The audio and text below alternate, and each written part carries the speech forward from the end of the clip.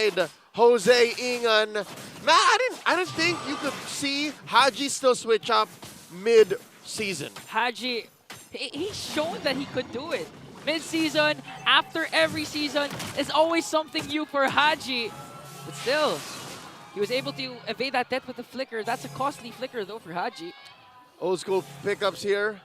And check it out as well. You have the story of Ryota versus Dlar. The return of the general! Oh, talking about it. Ryota's drawn first blood. There is a new general, new captain.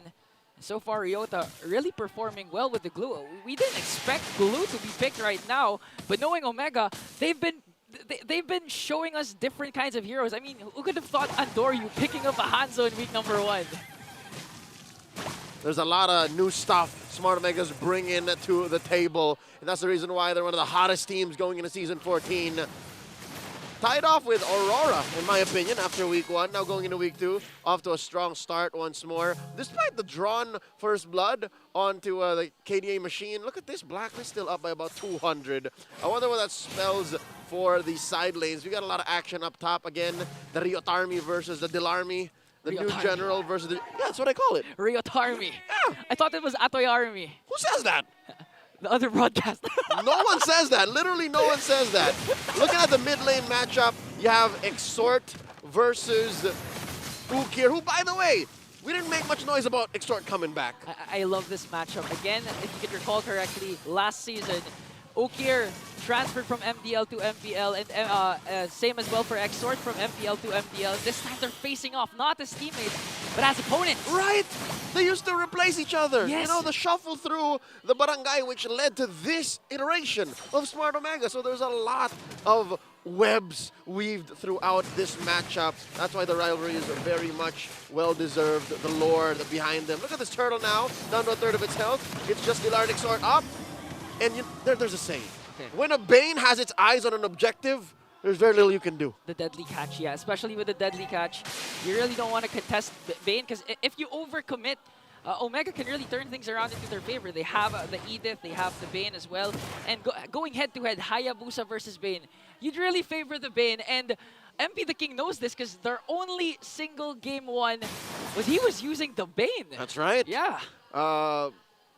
And with that said, there's really very little answer you have towards the Bane. When you have the glorious pathway set down through Dlar, they can answer back with you know, with that very old, the deadly catch. So now, clearly, the map belongs to Blacklist, but when you get into a fight, which I think Omega will try to delay for as long as much as possible because they need to get their XP and their items on, that's when it'll break out. Oh, here we go! Shockno onward connecting onto Haji as well as the Frigid Glacier. That's going to be a first blood kill. Oh, no, that's not the first blood. But Haji again is the casualty for Blacklist. And prior to that clash, we've seen Andoryu as well as Outplayed pick up the Sky Piercer. So we can expect both of these players, respectively, for their teams to really get kills as much as possible. But the problem is, Omega is on the driver's seat right now. They're really controlling the pace early game. Yeah, that's a bold move to actually pick up the Sky Piercer onto the Bane. I personally wouldn't do that. Same. But if... I'm not that confident. if Smart Omega says, you know, we're going to go fast, and we're going to pick off fights as fast as possible. And look, prior to this matchup, right, if the roamer allows for them to die over and over again, that's fine. They're the ones who can afford to do that. It's their job. But if you put it on Sky Piercer stacks, that's a whole other story. Yes, and a whole other story here, because Shockno once again connecting onto Haji.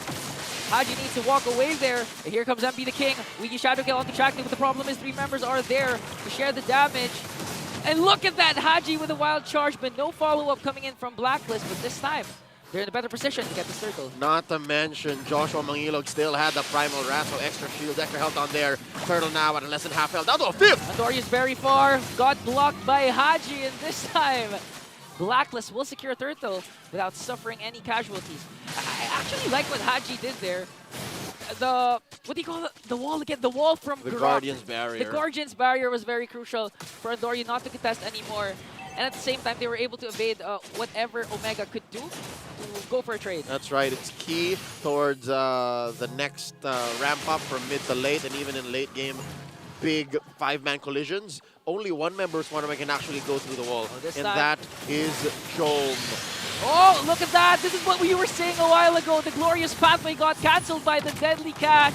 And Shaknu going in with the Primal Wrath. MP is going to fall down, but a counterattack coming in from Haji all the way from the backline.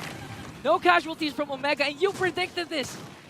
Even if you have a glorious pathway from Hylos, one deadly catch from Andoryu is enough to disrupt the aggression of the agents. And not just the deadly catch. I mean, you also have the threat of activation of the Primal Wrath. You know, you're clumped up together, you take a lot of damage. You also have the Frigid Breath. You literally lay down a lot of deterrence to this one-time, big-time ult of, oh man, look at that. As if it wasn't enough that you throw away the big ult.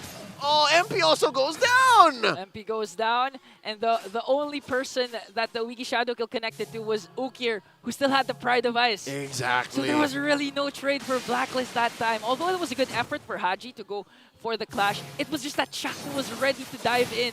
The Onward plus Primal Wrath combination was able to take down MP, and so far, MP not having a good start. But at the same time, he didn't pick up that Sky Piercer, so that death isn't that much detrimental so far for Blacklist. In the downtime between the first and the second match of the night, I was going through social media. I was looking at what our friends online were talking about. Yeah. The meta seems to favor layering of skills and just resources on resources. And the first match was one off of that. Here, I think I can say the same thing. Is because look at Chaknu, right? Chaknu, the single most effective... Woo! Oh, here we go! See what I was talking about! Chaknu! Frigid Glacier to finish off LP the King, but the clash is not yet done. Jome going in with the Blazing Duet, connecting onto Haji and Exort as well. And look at that, Ryota's gonna fall down in the hands of Exort. Was that a worth it trade for Omega? I mean, they knocked them all out of the face of the turtle, and they're still going! Once again, catches him with the onward combination. Outplayed is gonna fall down. No MP the King in the picture. That's why Omega got the turtle. Wow! Oh. I remember Shaknu. Exactly, I was just talking about Chaknu. You were talking about Shaknu. In a single bush check, he was able to initiate on Blacklist and force the agents, the code breakers, to respond off kilter, which then resulted to a free turtle on Omega, plus, oh my god, plus the cherry on top.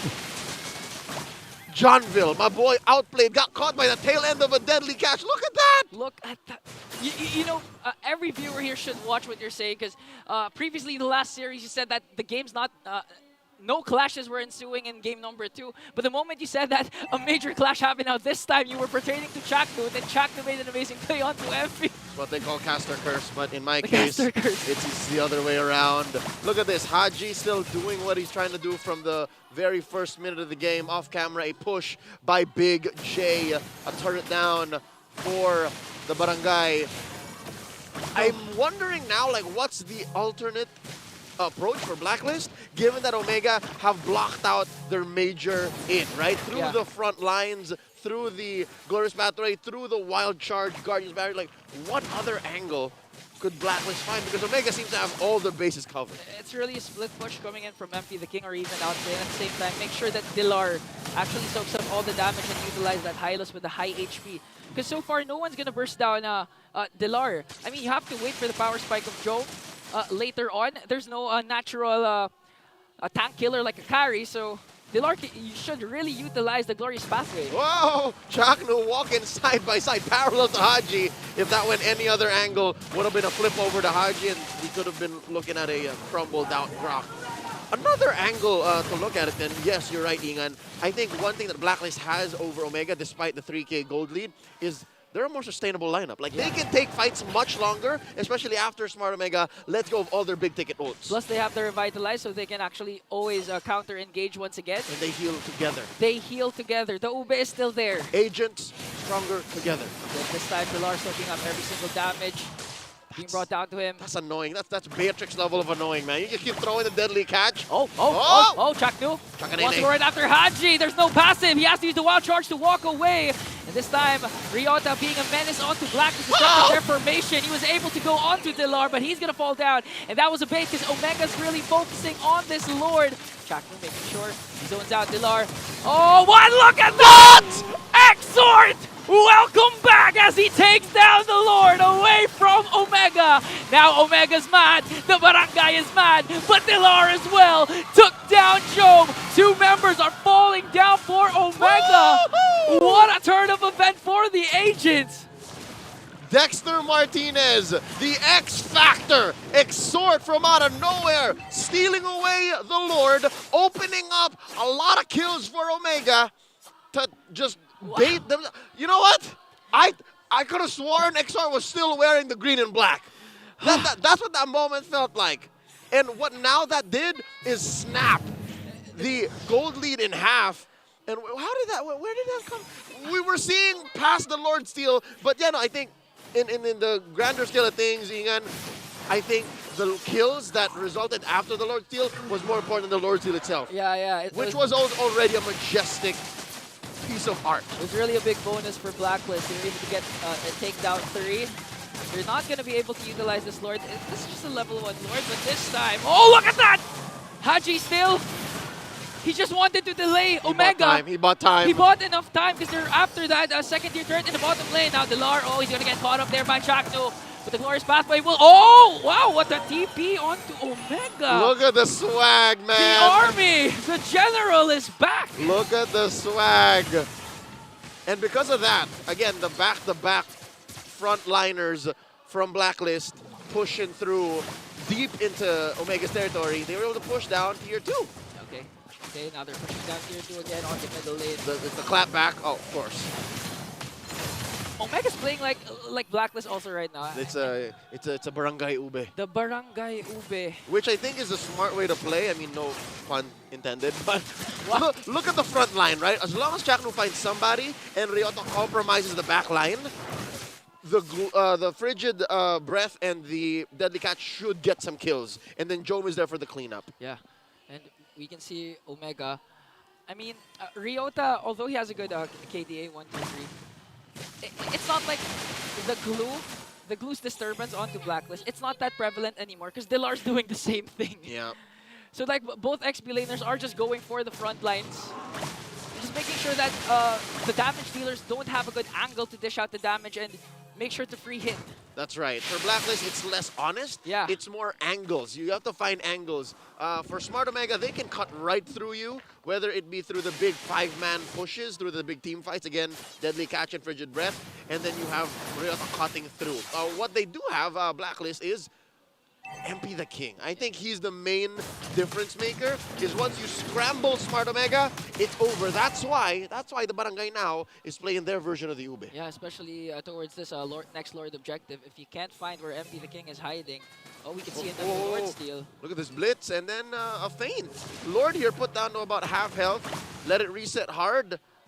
I think Smart Omega's waiting for a big ult to come out. Then they'll snap. Yeah. Then they'll clap back. Most probably the Wild Charge or the Glorious Pathway, because those are the ultimates that really turn things around, really turn clashes around. That's right. That last big one was off of a chaotic start. That Exhort, Exhort coming in with his veteran wiles, took advantage of Haji here. Okay, now this time they're giving it to Haji. Oh, he's fine. They're telling Haji, you can't just check bush here. Nothing is free. Nothing is free. Go back, Salik Imam. This seat is taken. Go back. Interestingly enough, Haji knows what it's like to play for Omega. Oh, yeah. That's right. His first world championship in M2. So not just the organizations he was wearing the green and black. Yeah, it's not just the organization. Oh, they let go. Again, it's the same. Oh, they let go. Again, it's the same dance. It's the same dance. Look at the Omega off of a single hero on the able to blitz the Lord down to 3/4 of its health. Ryota put down about half. And Dlar. No ult still. No ults committed. Okay, the first one to let go of an ult. The first one to get baited and let go of an ult will lose. That's right. You go first. No, you. First. The first one who punches will lose. That's the name of the game. Don't throw a punch. Just look for the counter. Yes. And that's what they're looking for. Bob and weave. Wow. Oh, wait. We're approaching the point of no returning. And look at this. The Lord here down a third of its health. And it's a soft reset. Not about half. Great bush control here by Dlar and Exhort. Wow! They bursted down the Lord! And now Blacklist has to answer because they have no trade. Ryota was able. The Ryota army erupted! Do you see that? I could have sworn he was dead! The Ryota army erupted! Do you see that? I could have sworn he was dead!